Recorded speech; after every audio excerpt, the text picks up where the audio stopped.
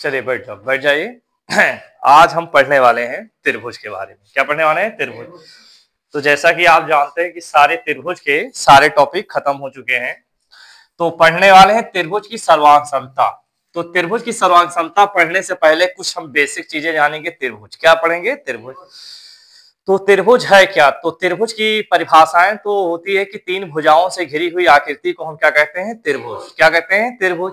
लेकिन इसके लिए कंडीशन है, इसके लिए कंडीशन है कि कोई अगर आपसे पूछ ले कि त्रिभुज की तीन भुजा दे दे और तीन भुजा से आपसे पूछा जाए कि बताओ क्या इससे त्रिभुज बन सकता है, तो इस कंडीशन को हम जानने के लिए हम क्या जानेंगे कि कोई भी तीन भुजा आपको दे दिया जाए और इसमें पूछा जाए क्या इससे त्रिभुज बनना संभव है कि नहीं, तो इस कंडीशन का आप वहां लगाकर आप पता कर सकते हैं कि त्रिभुज उससे बनाया जा सकता है कि नहीं। तो त्रिभुज आप इतना जानते हैं कि तीन भुजाओं से घिरी हुई आकृति को, तीन भुजाओं से घिरी हुई आकृति को हम क्या कहते हैं? त्रिभुज। क्या कहते हैं? त्रिभुज। तो त्रिभुज यहाँ पर हम देखते हैं, बनाते हैं। ये है त्रिभुज, बड़ा सा बन गया होगा जैसा कि आप देख पा रहे हैं। ये है और क्या है? बी है। तो ये तो इतना जनरली हो गया कि तीन भुजाओं से घिरी हुई आकृति को हम क्या कहते हैं? त्रिभुज। लेकिन त्रिभुज के लिए कंडीशन है कि त्रिभुज की जो तीन भुजा है, जैसा कि भुजा क्या है? ए बी है, ये बी सी है और ये क्या है? सी है।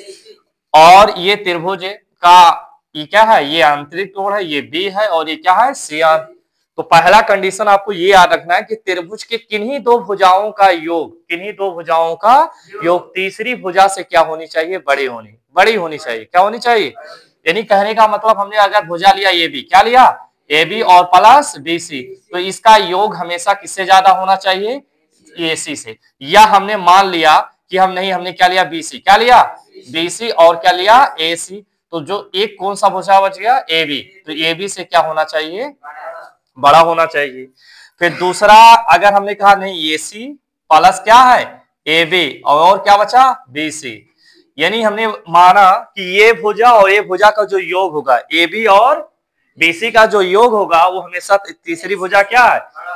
अब ये कंडीशन बना, हमने कहा नहीं बी सी ले लिया और क्या ले लिया? ए सी। तो इसका योग किससे होना चाहिए? A B. और फिर हमने कहा ए सी और क्या है? A B. तो इसका योग किससे ज्यादा होना चाहिए? तो ये पहला कंडीशन हुआ। क्या हुआ? पहला कंडीशन। ठीक है। और दूसरा कंडीशन क्या है? दूसरा कंडीशन ये है कि दो त्रिभुज के किन्हीं भी दो भुजा का अंतर जो होना चाहिए तीसरी भुजा से क्या होनी चाहिए? ज्यादा होनी चाहिए। क्या होनी चाहिए? ज्यादा नहीं, सॉरी, कम होनी चाहिए। क्या होनी चाहिए? हमेशा त्रिभुज की दो भुजाओं का योग तीसरी भुजा से क्या होती है? ज्यादा होती। क्या होती है? ज्यादा। लेकिन अंतर की बात किया जाए तो हमेशा तीसरी भुजा से क्या होनी चाहिए? कम। किन्हीं भी दो भुजा का अंतर हम लें, जैसे हमने क्या लिया? A B. क्या लिया? A B minus B C. तो इसका जो अंतर होना चाहिए किससे कम होना चाहिए? किससे कम होना चाहिए? ए सी से। और हमने यहाँ पर मॉड का प्रयोग, मॉड का मतलब क्या कि अंतर निकालें, अगर मान लीजिए अंतर इसका माइनस आ रहा है तो मॉड उसको क्या करेगा? प्लस कर देगा। क्या करेगा? यही कंडीशन में कहा नहीं बीसी माइनस ए सी का अंतर हमेशा किससे कम होना चाहिए? ए बी से। किससे होना कम होना चाहिए? ए बी से कम होना चाहिए। और इसमें देखिए और कौन सा बच्चा? ए सी माइनस क्या? ए बी का अंतर हमेशा किससे कम होना चाहिए? बीसी से होना चाहिए। क्या होना चाहिए? बीसी से। ये पॉइंट आप इतना याद रखना है। ठीक है। फिर इसमें एक चीजें और हम पढ़ना है। त्रिभुज के तीन कोण देख रहे हैं, ये अंताकोण है, ये अंताकोण है, ये अंताकोण है। ठीक है। तो त्रिभुज के तीनों, तीसरा पॉइंट ये याद रखना है, त्रिभुज के तीनों अंताकोणों का योग, तीनों अंताकोणों का योग कितना होता है? 180 अंश। यानी कोण ये प्लस कोण बी प्लस कोण सी, इनका योग कितना होना चाहिए? 180। ठीक है। 180 अंश होता है। ठीक है। आंतरिक। अब हमने कहा, सिंपल सी बात किया कि चौथा पॉइंट होता है त्रिभुज का बहिष्कोण। त्रिभुज का बहिष्कोण अगर हम बात करें, ये त्रिभुज हमारा, मान लिया कि ये त्रिभुज हमारा क्या? ये है, बी है और क्या है? सी। और अगर हम किसी भी त्रिभुज की अगर एक भुजा को हमने बढ़ा दिया, क्या कह दिया? बढ़ा दिया, तो इस त्रिभुज का ये क्या है? ये क्या है? अंतःकोण। और सी का ये कौन सा कोण हो जाएगा? बाह्य। बहिष्कोण या बाह्य कोण। क्या होगा? बाह्य कोण। मतलब त्रिभुज की किसी भी एक भुजा को बढ़ा दिया जाए तो ये क्या है? ये का क्या है? बाह्य कोण। ये का क्या है? और इसको हमने नीचे की ओर बढ़ा दिया तो ये क्या है? बी का क्या है? बाह्य कोण। ठीक है। तो त्रिभुज के तीनों क्या है, त्रिभुज के तीनों बाह्य कोणों का योग हमेशा कितना होता है, याद रखना 360। कितना होता है, 160। कितना होगा, तो ये अगर हम बात करें तो हम यहां लिख सकते हैं कि त्रिभुज, यानी त्रिभुज ऐसा सिंपल त्रिभुज नहीं लिखा, इसे त्रिभुज बना दिया कुछ छोटा सा। त्रिभुज के तीनों क्या है, तीनों बाह्य क्या है, तीनों बाह्य कोणों कोणों का योग का योग 360 डिग्री होता है, 360 डिग्री होता है। ठीक है, ये कौन सा पॉइंट हमने जाना, चौथा। पांचवा पॉइंट है कि त्रिभुज के तीन कोण है तीनों। अब हमने कहा त्रिभुज के तीनों कोण में जिसका कोण जितना ज्यादा बड़ा होगा उसके सामने वाली जो भुजा उतनी ही क्या होगी, ज्यादा। हम मान लीजिए सपोर्टेड, हमने कहा ये का कोण सबसे ज्यादा है, क्या सबसे, तो इसके सामने वाली भुजा क्या है, बीसी। क्या है, तो सबसे ज्यादा बड़ी भुजा कौन सी होगी, बीसी। तो किसी भी त्रिभुज में तीनों कोण दिए हैं और जिस कोण का मान जितना ज्यादा होगा उसके सामने वाली भुजा भी उतनी क्या होगी, लंबी होगी। क्या होगी बोलो, ठीक है। तो इतना पॉइंट आप नोट करो, ठीक है। तो अभी आपने पढ़ा कि त्रिभुज के मतलब कि त्रिभुज के तीनों बाह्य कोण का योग कितना होता है, 360। अब हम पढ़ने वाले हैं त्रिभुज के बारे में कि त्रिभुज कितने प्रकार के होते हैं, ठीक है। तो पढ़ने वाले हैं त्रिभुज के प्रकार, त्रिभुज के प्रकार। तो त्रिभुज के प्रकार अगर हम पढ़ना है तो इसको दो वर्ग में बांट दिया जाता है। एक होता है भुजा के आधार पर, किसके आधार पे, भुजा के आधार पर, ठीक है, भुजा के आधार पर। और एक होगा कोण के आधार, कोण के आधार पर, कोण के आधार पर, कोण के आधार पर। तो भुजा के आधार पर जो त्रिभुज होते हैं तीन प्रकार के होते हैं। कितने प्रकार के होते हैं, तीन। पहला क्या होता है, विषम बाहु। क्या होता है, विषम बाहु। बाहु मतलब होता है भुजा, विषम बाहु त्रिभुज, विषम बाहु त्रिभुज। और दूसरा है समद्विबाहु। क्या है, समद्विबाहु त्रिभुज। और जो तीसरा है हमारा समबाहु। क्या है, समबाहु त्रिभुज। जैसा कि आप भाषा से आप पता लगा सकते हैं, जैसे विषम बाहु, विषम मतलब असमान, कोई चीज क्या होती है, असमान, बराबर नहीं हो। तो ऐसे मतलब त्रिभुज जिनकी भुजाएं क्या हो, तीनों असमान हो, तो उसे हम क्या कहेंगे, विषम बाहु। समद्विबाहु, सम मतलब समान और दो मतलब द्वि मतलब क्या होता है, दो होता है, और बाहु मतलब भुजा। तो ऐसे त्रिभुज जिनकी दो भुजा अगर बराबर है तो उसे हम क्या कहेंगे, समद्विबाहु। और जिसकी तीनों भुजाएं बराबर हो जाएंगी उसे हम क्या कहेंगे, समबाहु त्रिभुज। अब कोण के आधार पे अगर बात किया जाए तो इसके में भी तीन प्रकार के होता है। न्यून, क्या होता है, न्यून कोण। क्या है, न्यून कोण त्रिभुज। अब न्यून कोण त्रिभुज क्या होते हैं, जब त्रिभुज के तीनों कोणों का, पहले आप जानिए कि न्यून कोण क्या है। न्यून कोण की, जैसा कि आप जानते हैं कि न्यून कोण क्या होता है, ऐसा कोण जिसका मान 90 डिग्री से क्या हो, कम, उसे हम क्या कहते हैं, न्यून कोण। जब त्रिभुज के तीनों अंतः कोणों का या आंतरिक कोणों का मान 90 डिग्री से क्या होता है, कम होता है, तो उसे हम क्या कहते हैं, न्यून त्रिभुज, न्यून कोण त्रिभुज। दूसरा है हमारा समकोण त्रिभुज। क्या है, समकोण। क्या है, समकोण त्रिभुज। अब समकोण त्रिभुज का मतलब हुआ कि ऐसे त्रिभुज जिसका एक कोण 90 डिग्री हो। क्या हो, 90 डिग्री हो, तो हमारा क्या होगा, समकोण त्रिभुज। क्या होगा, समकोण त्रिभुज। और एक दूसरा है, आ जाएगा समकोण। क्या है, समद्विबाहु,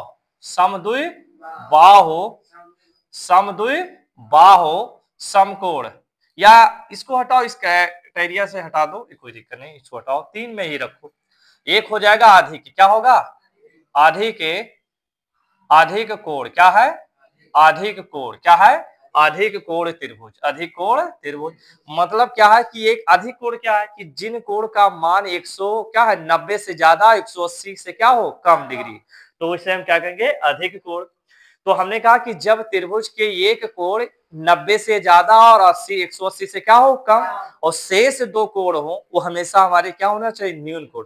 कहने का मतलब ये हमारा है कि त्रिभुज का एक कोण क्या होना चाहिए, अधिक कोण होना चाहिए। क्या होना चाहिए, और शेष जो दो कोण हैं वो क्या होना चाहिए, न्यून कोण होने, 90 से क्या होना चाहिए, कम। तो उस त्रिभुज को हम क्या कहेंगे, अधिक कोण त्रिभुज। क्या कहेंगे।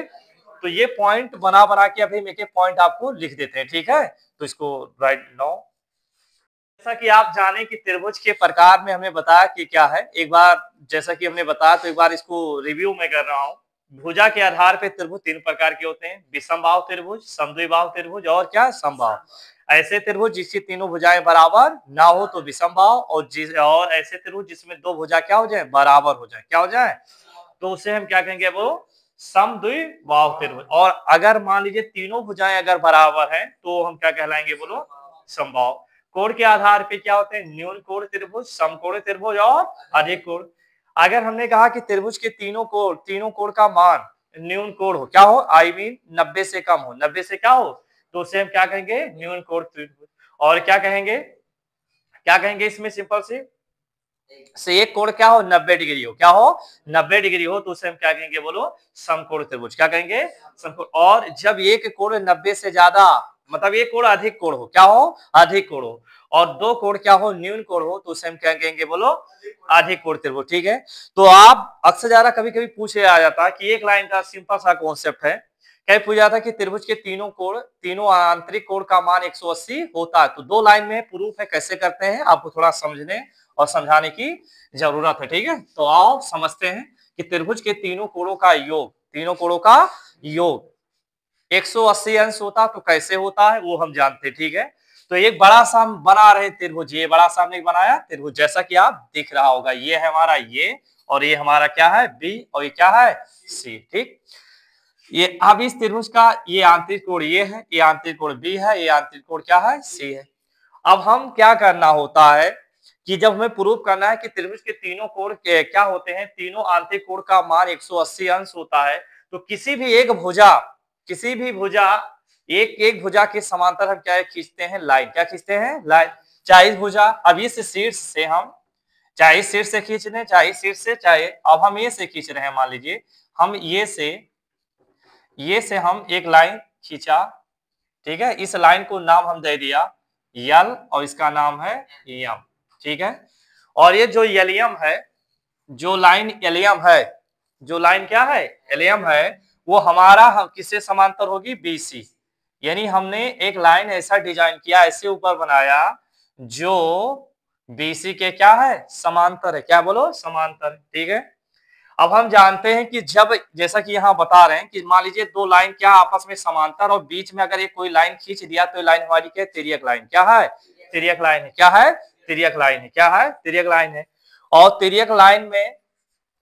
तिर्यक लाइन में ये वाला कोण और ये वाला कोण क्या होता है, एकांतर कोण। क्या होता है, और ये वाला कोण और ये वाला कोण क्या होता है, एकांतर। और एकांतर कोण आपस में क्या होते हैं, बराबर होते हैं। क्या होते हैं, बराबर होते हैं। ठीक है, तो अब हम यहाँ पर वही बात कर रहे हैं। ठीक है, तो कुछ समय के लिए हम देखते हैं कि जब ये लाइन और ये लाइन क्या है, समांतर है, ये लाइन क्या है, तो ये वाली बीच जो भुजा हमारी एसी है, भुजा हमारी क्या है, एसी है, ये कैसी लाइन होगी, बोलो, तिर्यक लाइन होगी। क्या होगी, तिर्यक लाइन होगी। ठीक है, तिर्यक रेखा होगी। तो ये इतना कोण क्या है, ये कोण इतना क्या है, सी है। क्या है, तो ये भी कोण क्या हो जाएगा, सी हो जाएगा। क्या हो जाएगा, सी हो जाएगा। अब इसमें भी देखो कि ये लाइन समांतर है, तो ये और ये लाइन समांतर है, तो यहाँ वाला कोण और यहाँ वाला कोण क्या हो जाएगा, एकांतर कोण। क्या हो जाएगा, और एकांतर कोण आपस में क्या होते हैं, बराबर।